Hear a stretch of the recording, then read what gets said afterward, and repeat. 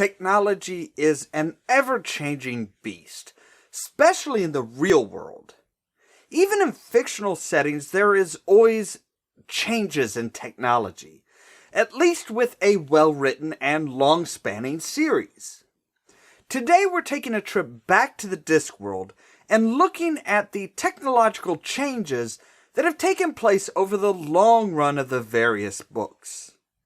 I'm Ollamh, and welcome to Geek Trivia.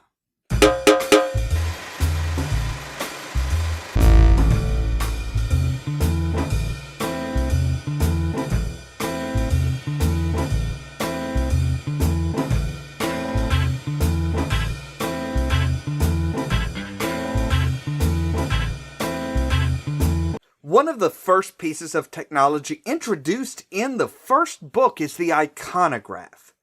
This is an interesting piece because it's actually an example of what would be known as Technomancy, the blending of technology and magic.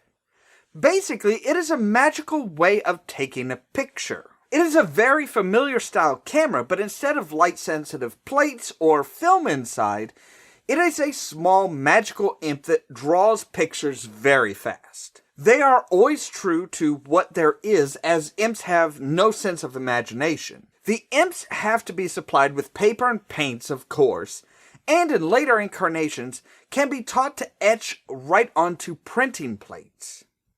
The use of magical salamanders are also used to produce a sort of flash to make sure that the imps have enough light to see by. Now, the idea of the iconograph is used to produce further technological advancements, such as motion pictures. On the Discworld, they are just known as moving pictures, and are created by having 3 imps in the box with a handle with small whips attached to it. The idea is that there's a single imp that draws very, very fast, and 2 additional imps to blow on the drawings to dry them. The semi-transparent film octocellulose is then run in front of a light, though not an open flame as it is very sensitive to heat, and you have a movie. The movies are generally referred to as clicks because of the sound of the handle being rotated. The guilds in Ankh-Morpork have always kept their members' best interests in mind, and this sometimes resulted in the attempt to squash advancements in technology. The idea of a printing press is fairly simple, but the Guild of Engravers were not fans. If all the letters and pictures were put on metal plates, then the amount of work for the guild members would be severely reduced. That didn't stop the dwarf Goodmountain from turning lead into gold by creating a printing press. With William de Worde running around gathering news items, the Discworld had its first honest newspaper. It was a little iffy at start, as those in power weren't sure that the public really needed to know the news. It soon turned into more than just a paper, with magazines being introduced. And with Otto Schreck, a reformed vampire with a keen interest in light, beautiful colored images soon adorned the pages. Even the idea of a telegraph wasn't safe from introduction in the Discworld, but in the forms of clax towers. Based on the simple and ancient idea of semaphore signals, the clax sends coded signals of light from tower to tower, and the messages that used to take months could now be received in under a day. But even that wasn't enough for the artificiers that created the system.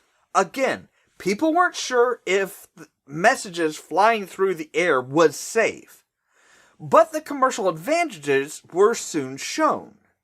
If you could find the selling price for your wares in 2 different cities, then you'd know the best place to take them.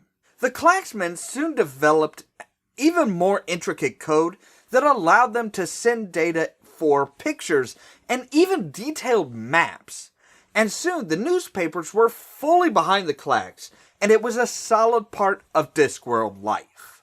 One might think, given the examples we've looked at so far, that the wizards and magic users would be against technology.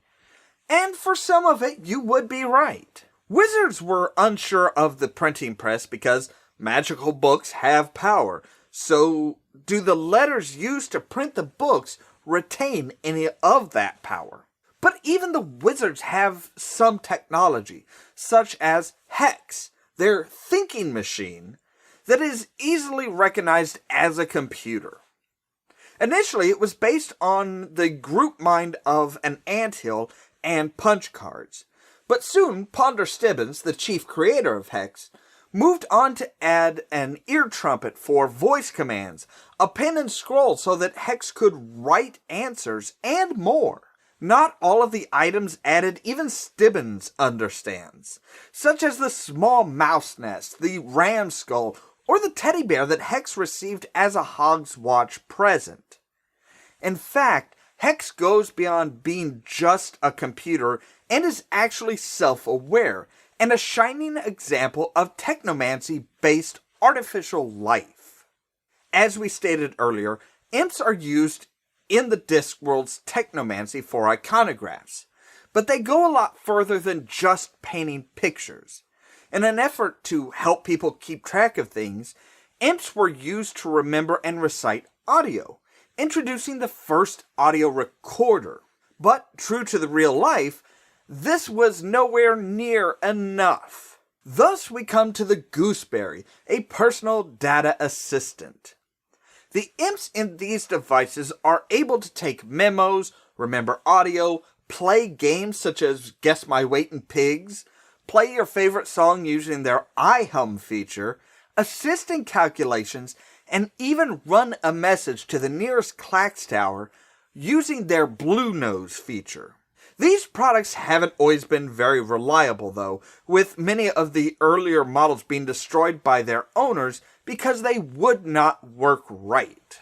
Not all of the technology of the Discworld has been beneficial to the public.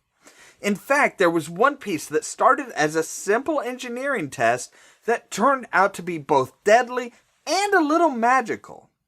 For this we look to Leonard de Quirm, the Discworld's version of Da Vinci. Leonard discovered that you could use the black powder created by the alchemists to propel a small lead shot through the air with incredible power and accuracy. The gun was created and then locked away due to its being so dangerous. It was actually more dangerous than anyone thought, as it had a mind of its own. It could influence the thought of whoever used it. Thankfully, a truly good man, Carrot Iron Founder's son, proved to be unaffected by it and destroyed the only one ever made. For the last item of Discworld Technology today, we are going to look at both the latest and earliest examples.